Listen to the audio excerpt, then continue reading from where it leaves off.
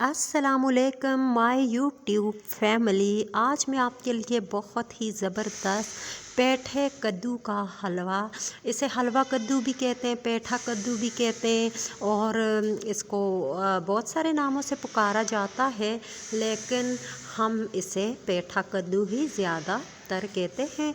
तो बहुत ही मज़ेदार सा हलवा इसका मैं आपको आज बनाना बताऊंगी। ये हमने कद्दू ले लिया है और इसे हमने मोटे मोटे पीसेस में काटना है। इसका छिलका बिल्कुल नहीं उतारें क्योंकि इसका छिलका बहुत सख्त हो जाता है। जब ये पक जाता है इसका छिलका बहुत सख्त हो जाता है तो फिर आपके हाथ को कट लग सकता है, इसीलिए इसका छिलका उतारना बहुत ही मुश्किल काम है।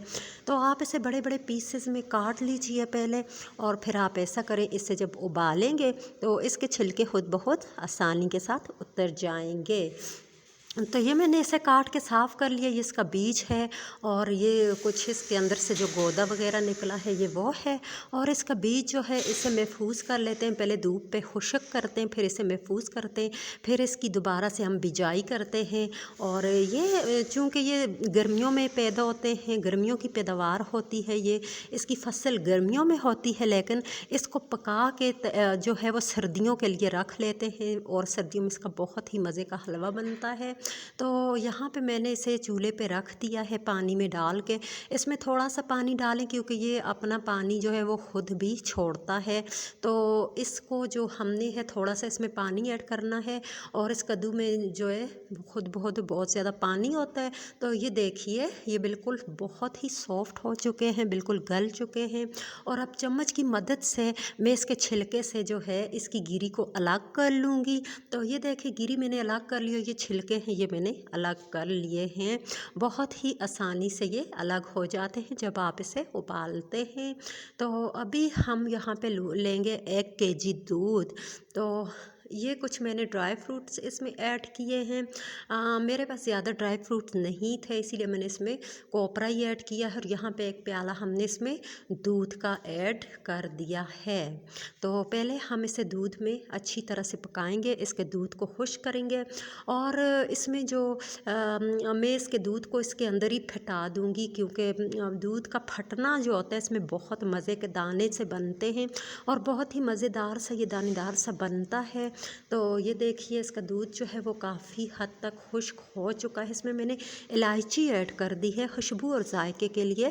तो थोड़ा सा ज़र्दा कलर भी इसमें मैंने ऐड कर दिया है। आप जानते हैं कि जो स्वीट्स होती हैं, मीठी डिशेस होती हैं, उनमें इलायची की जो खुशबू और जायका होता है वो अलग ही होता है। तो इसे हम अभी अच्छी तरह खुश्क करेंगे, इसके दूध को पक जाए। तो दूध को फटाने का बहुत ही आसान तरीका मेरे पास है। उसमें ना आपको टाटरी डालने की ज़रूरत है, ना नींबू डालने की ज़रूरत है, ना दही डालने की ज़रूरत है। तो दूध को मैंने फटा लिया था इसमें और बहुत ही मज़ेदार सा दानेदार सा बन गया है। और अभी मैंने एक कढ़ाई में अलग से घी लिया। घी मैंने इसमें पहले से ऐड नहीं किया था, हम घी में इसकी बुनाई करेंगे। जब आप पहले से हलवे को पका के और बाद में इसकी जो घी में बुनाई करते हैं तो उसका जायका ही कुछ अलग होता है।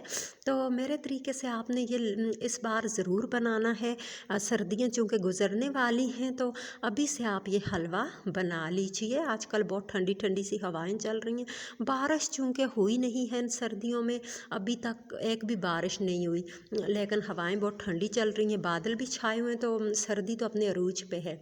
तो अभी हम इसमें चीनी ऐड कर देते हैं। 1 कप चीनी हमने इसमें ऐड की है और पहले से मैंने इसमें ये कोपरा क्रश किया हुआ है और ये आप देख सकते हैं। पहले मैंने इसमें कटिंग करके भी ऐड की और अभी क्रश भी ऐड कर दिया है। तो और ड्राई फ्रूट्स भी आप ऐड कर सकते हैं, मेरे पास जो अवेलेबल है मैंने वही किए। अगर आपके पास अवेलेबल ना हो तो आप ना भी करें, वैसे भी इसका जायका बहुत अच्छा बन जाता है। ये देखें और बहुत ही दानेदार इसके दाने शायद आपको कैमरे में नज़र ना आए, लेकिन जब आप ख़ुद बनाएंगे तो आपको पता चल जाएगा। लेकिन उसके लिए आपको दूध को होगा फटाना। बताना तभी दानेदार बनेंगे। तो खोया डालने की बिल्कुल ज़रूरत नहीं है आपको इसमें। ये खोए के बगैर भी जो है बहुत ही मज़ेदार और बहुत ही स्वीट और बहुत ही, मैं आपको क्या बताऊँ, आप खुद बना के अगर इस तरीके से खाएंगे तो आपको पता चल जाएगा।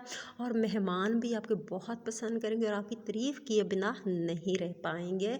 तो बहुत सारी और भी रेसिपी मेरे चैनल पे मौजूद है। मेरे चैनल माय फूड सीक्रेट को आपने करना है सर्च।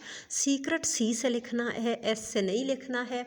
उसको सर्च करना है। सर्च करके आपने जो है वीडियो को फुल वॉच करना है। पसंद आए तो दोस्तों के साथ शेयर करना है और चैनल को भी कर देना है सब्सक्राइब। और मेरे चैनल पे बहुत अच्छी अच्छी रेसिपीज़ मौजूद हैं, आपने सारी रेसिपीज़ को देखना है और उनको लाइक एंड शेयर करना है।